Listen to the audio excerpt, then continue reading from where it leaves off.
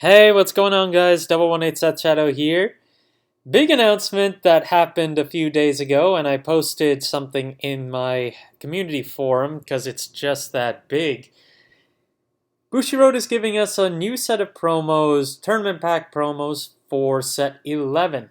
And we got a really good spread of them this time around. Naturally, they give us one promo per nation, from Cater Sanctuary to Dragon Empire all the way to Lyrical Melody. So that's 6 promos. And I'd say, with the exception of one of them, which is Dark States' Mabel, we actually got a pretty good selection. First one is actually Sequana for Cater Sanctuary, which is what I'm showing right now.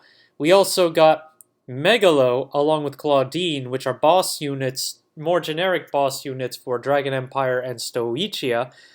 Then we're also getting Assembler, which is a key card in most Japanese Brandgate decks, especially in Eva. But Welstra sees good use of it as well, and even Avant-Garde might even consider it in some cases, but probably not as much. Even so, we're finally getting Assembler after so long, which has been a key component of most top decks in Brandgate, which is really exciting to see. Ultimately, what else did we get? I said Mabel for Dark States. What else am I missing? Just Lyrical Melody. I don't remember what the card was for that one, but I believe it's Kyrie or Friend Support. I can't remember exactly which. Even so, it's still a pretty good spread, and given that only 2 of the cards are actual reprints, that's good to know that we're actually getting some new stuff. The only thing I'm concerned about is that Bushiroad expressed that this is going to be a tournament pack, and the problem is, Bushiroad also promised that cards that would come in booster boxes would also, cards that would come as tournament packs for booster boxes would also come as box toppers. Except Bushiroad did not state that they're coming as box toppers, which is concerning me greatly. It's making me believe that they won't actually be making box toppers for set 11. I sincerely hope they do, because these are going to be some heavily sought after cards, and if they don't get box toppers, their prices will go through the roof, unlike any other promos we've ever seen. I'm certain of it. But with that aside, let's get into today's Market Watch, which is mostly going to revolve around the promos, starting with Sequana. So, set 11 will be coming in September for us, so it's still a ways away, but Sequana has seen an increase in price recently on the Double R, where we've only got 3 listings starting at $12 now, and the FR currently has $13 plus. If we take a look at the FR, we've got 14 listings on that front. Last one sold for $9, we've had a $12 sell, but most of them are around $13 right now. If we do get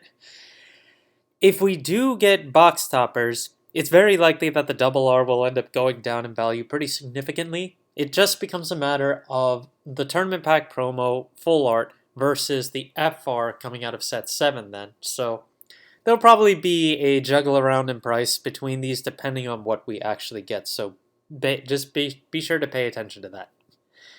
With Assembler coming out, I wanted to go look over Eva, particularly just the base rarities.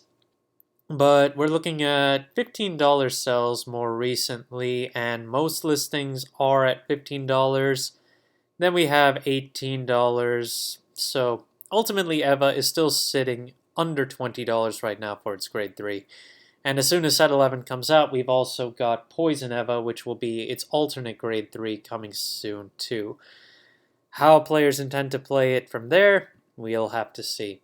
Knight of Blackness Obscured has been going down in value recently, where it was getting on up to $30 and sold a few times at that rate. Looks like 23, 25. Someone actually bought a pair of copies for 35. But it didn't hold for very long. We have a few copies that are still available under $20, and then otherwise $20 seems to be a stable price point for the grade 3. So just keep that in mind going forward, but I imagine if Eva gets more popular with set 11, this Obscured is definitely going to take off again, as we still don't have further reprints of this on the horizon. In the Dim Darkness, the Frozen Resentment is another card that I wanted to cover. We've only got one listing left on the Double R for $14. And then you've got the FR starting at $17, but that's with a $5 shipping tag. So if we take a look at actual sales, they're few and far between, but they've sold for $30, $29, and $22 respectively. And we have a lot of single available copy listings for $25 up to $29 right now, with a few at $22. So this card, we've talked about this one so many times, and it just goes back and forth in price all the time. But with Claudine coming in set 11, find a point where this goes down and just pick it up if you intend to play Claudine, because you will definitely want at least one copy of this card. And given that Zorga Mask is going to be officially released tomorrow, this card is likely to see even more play as well. There is an order that isn't getting that much attention, though, Regurgitation from the Underworld, which is from set 2, and it's a grade 3 normal order. In particular, I want to talk about the SP, given that it's actually as low as $2 right now to pick up, and from what you saw earlier, the Double R is not even $1 right now.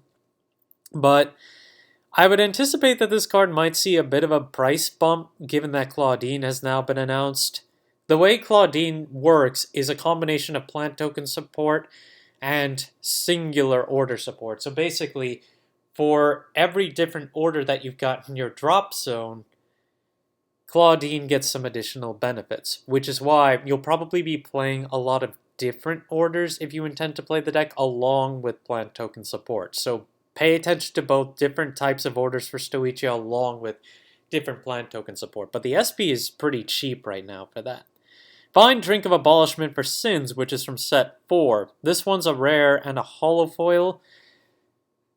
And same with Regurgitation, it makes for a pretty good penny stonk right now, I'd say, given that Claudine will be coming to us in a few months. The holofoil is currently 50 cents all around the board, and the prior available prices were still in the 40-cent range, so it's not like this card ever really fell out harder for the holofoil, but do keep your eye on this one, as it does have the potential to go up. Stealth Fiend Coleman, this is another one from set 8 that I wanted to go over.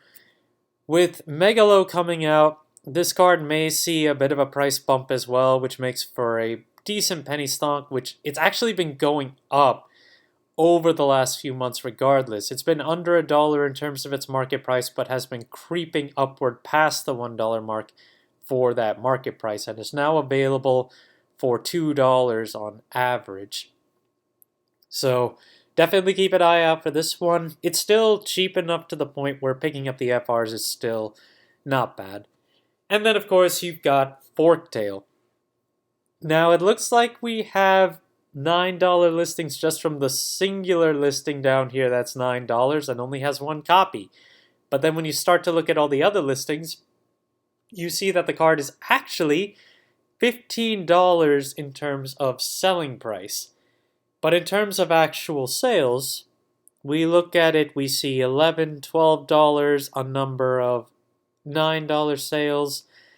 A little bit over the place, but you do have to consider that, yeah, it's almost confirmed that we're not actually getting a good reprint of Forktail with set 11. Hopefully we do at least get the secret rare, but even if we do, the fact is it won't be that readily available. So if you're looking to build Megalo, Forktail will be a good component of the deck, and it's going back up in price as a result. Knight of Soaring Blade, Furf Bale. This is the sneak peek release promo for Dragon Masquerade Set 10, which is now available on TCG Player and has been selling for $5 to $6 respectively. And it has quite a few listings at $7 onward, but there are still a fair number that are $6 and lower right now. So if you're looking for Graham Grace stuff before the Graham Grace trial decks come out later in October, well, that's not a bad price to get into, I suppose. And then to wrap up today's Market Watch is the one thing that we haven't covered that's coming out tomorrow, the Messiah Stride deck. So pre-sales on this one are still going. The official release is tomorrow. We're looking at $75 pre-sale for the base one and $219.48 for the premium version. The thing to note about the premium version compared to the Chronojet one is that we're not getting a plaque with this one, and we're probably getting a, what do you call it? A premium sort of deck box. For those of you who played in V Premium and remember Majesty Lord Blaster's deck premium set, we're supposed to be getting a deck box similar to that, instead of getting the plaque, and we won't be getting a normal deck box like Chronojet does. Now, Bushiroad has been weird in terms of actually making sure they list what we're actually getting, so I'm not 100% certain of that. But that's what Japan got, so it's likely what we'll be getting as well. Of course, just like with Mazer Gear Dragon of Chronojet, a Sleep Messiah is absurdly priced. 2 listings at $45. $45. Enough said about it. I'm not even going to talk about that. We've talked about Mazer Gear enough times for you to know where that's going. As for the crest tokens, we have the foil crest token for Alter Ego at $13 right now. Eldo Breath is in this deck, as I mentioned before, and we've got listings starting at $8, which is not bad, given that these deck sets are expensive. You have the SPs of the Strides, which are around $8 pre-sale, and then almost everything else pre-sale is about $3. So basically, you're better off just buying the deck if you're not looking to fully bling it. If you're looking to fully bling it, well, keep in mind that you only get one Asleep Messiah per deck. So value-wise, it's really on whether or not you want the extra material that comes with the deck. Now, you're supposed to at least get a playset of Awakened Messiah too. So you will get 3 extras of that rather than a Sleep Messiah. So just keep that in mind when you go to pick this deck up. And of course, we get a new Perfect Guard. So if Brandgate ever gets into a position where it has a Highlander-based deck, this could actually play significantly. Because you look at Dark States and Lyrical Melody right now, they have Highlander-based builds. And so the same will go for Brandgate sometime if we ever get something like that. Thank you guys for watching. If you liked the video, please like and subscribe if you haven't already. And I will see you guys later on.